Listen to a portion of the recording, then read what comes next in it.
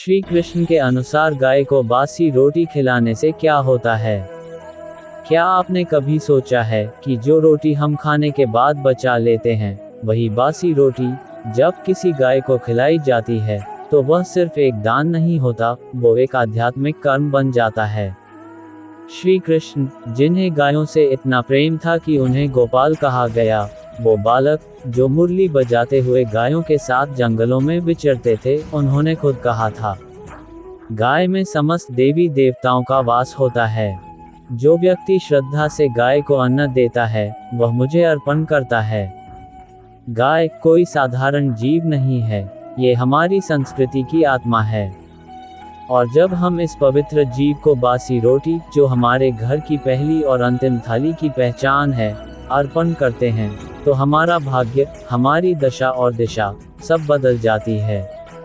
शास्त्रों में लिखा है, गावो विश्वस्य मातरः, यानी गाय पूरे संसार की माता है। और क्या कोई संतान अपनी माँ को भोजन करवाए और उसे पुण्य न मिले? गाय को बासी रोटी देने का अर्थ है अपने घर के बचे हुए अन्न को पवित्रता में बदल देना। यह न सिर्फ हमारी गरीबी को दूर करता है, बल्कि घर में अन्न की कभी कमी नहीं आने देता। आपने अक्सर देखा होगा, जिन घरों में रोज गाय को रोटी दी जाती है, वहां कभी भूखमरी, तंगी या दरिद्रता नहीं टिकती। और सिर्फ इतना ही नहीं, जब कोई सुबह उठकर सबसे पहले बासी रोटी बनाकर उसमें थोड़ा गुड़ मिलाकर गाय को खिलाता है, तो ऐसा माना जाता है कि उसके पितरों की आत्मा तृप्त होती है। हाँ, पितृ दोष भी शांत होता है, क्योंकि गाय को अर्पित अन्न पितरों तक पहुंचता है। यही कारण है कि श्राद्ध पक्ष में भी गाय को रोटी देने की विशेष परंपरा है। श्री कृष्ण ने कहा था, जो मनुष्य गाय की सेवा करता है, वह मेरे निकट आता है। जो व्यक्ति गाय को अन्न देता है, उसका जीवन दुखों से मुक्त हो जाता है। गाय को रोटी देना मात्र भोजन देना नहीं है, ये तो एक प्रार्थना है, एक श्रद्धा है, एक कर्म है, जो हमारे जीवन की दशा और दिशा दोनों बदल सकता है। जब हम गाय को प्रेम से रोटी खिलाते हैं, तो वो हमें आशीर्वाद देती है, और उस आशीर्वाद में ऐसी शक्ति होती है, जो बड़ी से बड़ी समस्याओं को दूर कर देती है। कई लोग सोचते हैं, बासी रोटी का क्या मूल्य?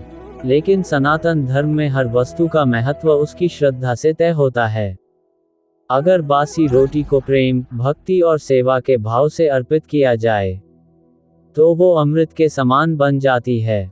एक समय की बात है, एक साधारण किसान रोज अपनी पत्नी से कहता था, बची हुई रोटियां मत फेंका करो, ये गाय को दे दिया करो। उसकी पत्नी कभी कभी झुंझला कर कहती थी, बासी रोटी कौन खाता है? लेकिन किसान समझाता था, गाय कोई जानवर नहीं, वो माँ है, और माँ कभी कुछ भी खाने से मना नहीं करती। बस प्रेम से खिलाना चाहिए।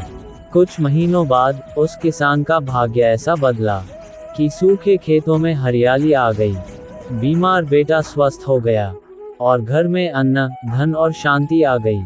पत्नी ने तब जाकर समझा कि जो काम वो साधारण समझती थी, वही तो सबसे बड़ा पुण्य था। श्री कृष्ण यही तो सिखाते हैं कि जो कर्म हम श्रद्धा से करते हैं, वो छोटा नहीं होता। बासी रोटी अगर किसी गाय के पेट में जाती है, तो वो रोटी नहीं, एक यज्ञ का अंश बन जाती है। गाय के पेट में 33 कोटि देवी देवताओं का वास होता है, और जब हम उन्हें रोटी देते हैं, तो वो सभी देवता तृप्त हो जाते हैं। इससे घर में सुख शांति आती है, दरिद्रता दूर होती है, पाप करते हैं और पुण्य का उदय होता है। दोस्तों, ये सिर्फ एक रोटी नहीं, ये एक मंत्र है, एक कर्म है, जो हमें श्री कृष्ण से जोड़ता है। इसलिए जब अगली बार आपके घर में रोटी बचे, तो उसे कूड़े में फेंकने से पहले एक बार श्री कृष्ण का स्मरण कीजिए, और उसे एक गाय को अर्पित कीजिए, क्योंकि गाय को रोटी देना सिर्फ भोजन नहीं, भविष्य को उज्जवल बनाने का एक छोटा सा लेकिन शक्तिशाली माध्यम है। अगर आपको ये बात दिल से छू गई हो, तो वीडियो को एक लाइक ज़रूर दीजिए। और अगर आप चाहते हैं कि ऐसे और भी अद्भुत रहस्य और श्री कृष्ण की बातें आप तक पहुंचती रहें, तो चैनल को सब्सक्राइब करके बेल आइकन जरूर दबाएं। आपका हर लाइक, हर कमेंट और हर शेयर हमारे लिए एक आशीर्वाद है। जय श्री कृष्ण।